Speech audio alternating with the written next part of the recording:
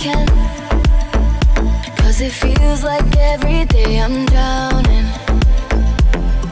Close my eyes and pray I can fly.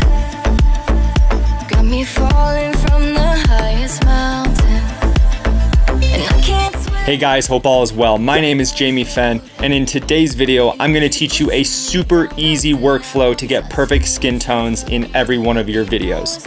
Now, it does help to shoot in a log or raw format, and it also helps to properly expose, so later in post-production, you can easily grade your skin tones. So let's roll that intro and get started.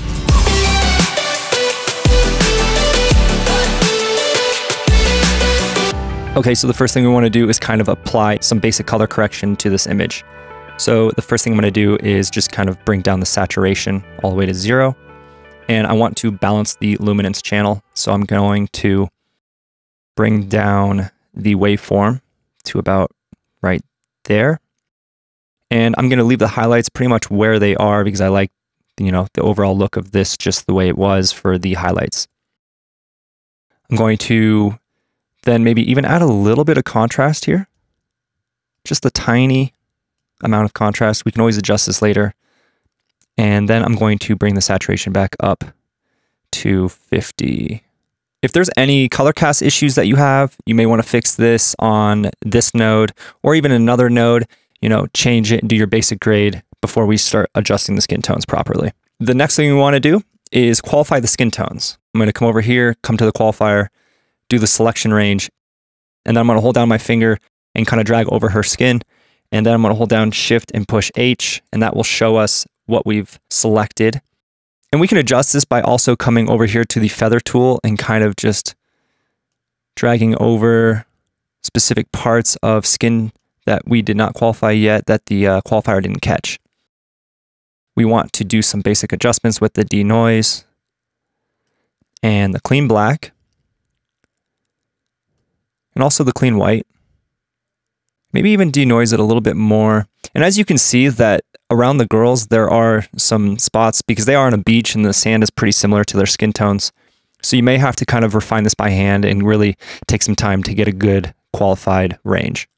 So the next thing we want to do is come down to the log wheels by clicking on this third little circle here. We're going to then come over here and look at our vector scope. Make sure the skin tone indicator line is on. So as you can see, the skin tones are a little bit to the left of this line.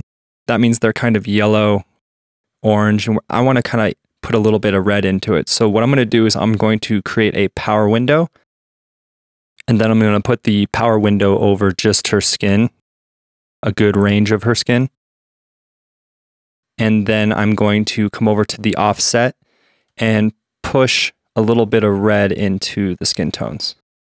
I can just push the offset here with the log wheel, just a little bit up to the right.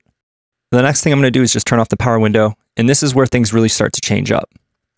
So make sure you're on the node that we've done our qualification on, and we're going to push some orange into our midtones. And you can go pretty far with this because the log wheels work totally differently than the primary wheels. So you can go ahead and kind of push pretty far with the colors here. If you want to, you can turn the power window back on and kind of double check with the vector scope on what you're doing. And right about there looks pretty good. So I'm going to turn this back off. So what's great about these log wheels here is that there's this low range and high range. And that basically means that you can adjust how far the midtones and highlights go with this orange. So if you look closely here, I'm going to bring down the low range all the way. And as you can see, the orange has been pushed all the way into the shadows. And I'm just going to slightly bring this up to the point where I like the amount of orange in the shadows. So that looks pretty good. It's going to be different for everybody, for every shot. So just kind of play around with it. I'm going to turn up the high range all the way. As you can see, we have a bunch of orange in our highlights. But I'm going to bring it down until it looks pretty good, right about there.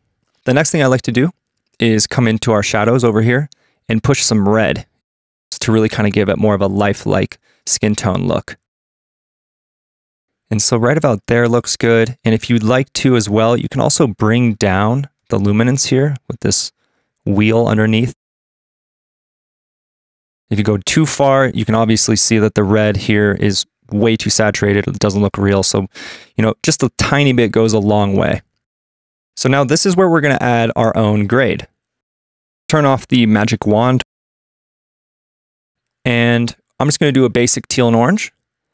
Very slight though. It's not going to be crazy. So let's go on to our next node here. And I'm going to come down to the curves. So the first thing I'm going to do here in our curves is click on the red and bring down the red in our shadows, just a tiny bit. Next, I'm going to click on the blue and bring it up just a little bit here in our shadows. Just a tiny bit. I'm also going to bring some of the blue out of the midtones and the highlights by just selecting the middle here and just kind of pull this down. If you want to do an extreme adjustment, you can see if you pull it really far, that's what it'll look like, but I'm doing very minimal tweaks. Next, I want to click on the green. And I'm going to bring up the green just a little bit in our highlights. And take a little bit out of the shadow. Okay, so this is the before, after. Before, after. But here's the thing. This grade affected the whole clip. So whatever we did with our skin tones is now affected. So if we do not want to have that happen, we can hold down Alt and then push L. It'll create a layer mixer node here and another corrector down below this. So whatever corrections we did with our grade, we can now bypass by essentially layering the grade and our skin tones. So you have to go to the clip where we did our qualifying on. Drag and connect the blue squares here like this. We also want to make sure we delete this link here. Then we want to connect the skin tone node to this color corrector here.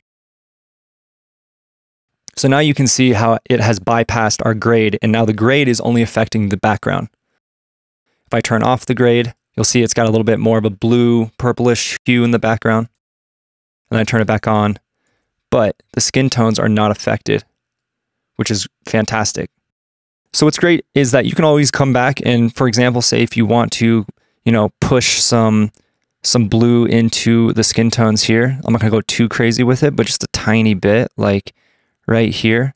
You can just do some simple adjustments and it will always affect the skin tones and it won't ever affect the actual grade of what you're trying to do. If you don't want to do your own grade, you can always apply a LUT to the background and have a consistent, style that's a little bit easier and more quick. So anyways, thanks you guys. If there's anything else that I could have added, let me know below. I'm totally open for suggestions and other ideas. This is just one way you can go about skin tones, but I think this is a very efficient and accurate way to get good looking skin tones. Thanks again, and I'll see you in the next one. Breathing this air while I can, 'cause it feels like every day I'm drowning. Close my eyes and pray I can fly. Got me falling from